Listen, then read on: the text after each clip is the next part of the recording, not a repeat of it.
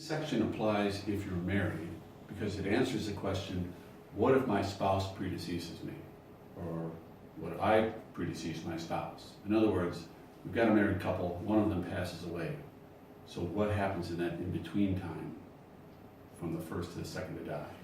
If I have a will-based plan, then every will is an individual document to that individual, right? So if I pass away, predecease my spouse, my letter to the judge is saying, dear judge, if I pass away then and my wife is still alive, then everything to my wife, or however I decide that to go. And if she predeceases me, then everything to my kids or the next generation or whatever organizations I mentioned. So in the will, there really isn't any special planning that happens other than inside the will itself, okay? And it's an individual thing since you don't have a joint will. In a trust, we might have a joint trust, and so let's look at that. In the trust situation, if the first of us passes away, right, then we might create separate trusts, and sometimes there's we'll call this an A and a B trust, and there's a couple reasons for doing this. One might be for remarriage protection, right? If I pass away and I want my wife to be happy, and that might include that she remarries, I want that to happen, but she and I have raised a family, or maybe even if we don't have a family, there are things that I'm passionate about that are part of my legacy, right?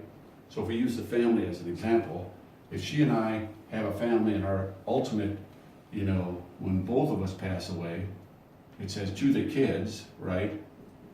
Let's say we've got 3 kids and it says to the kids equally.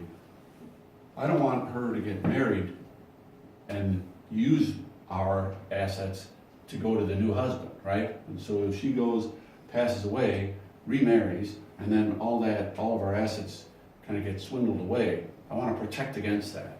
This is called remarriage protection.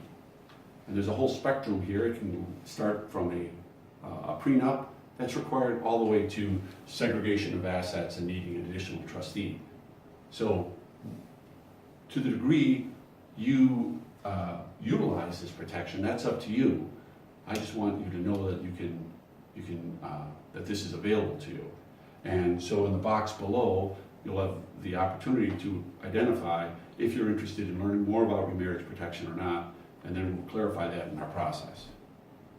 So if you're not married, you can skip this section. If you're married, go to the next in the box below and indicate if you're interested in remarriage protection. If you're not interested in remarriage protection, essentially what you're saying is, if I pass away, then just let my trust continue to the next generation. My spouse would be in control as if I wasn't here until she passes away, then it would go. Okay? Thanks very much.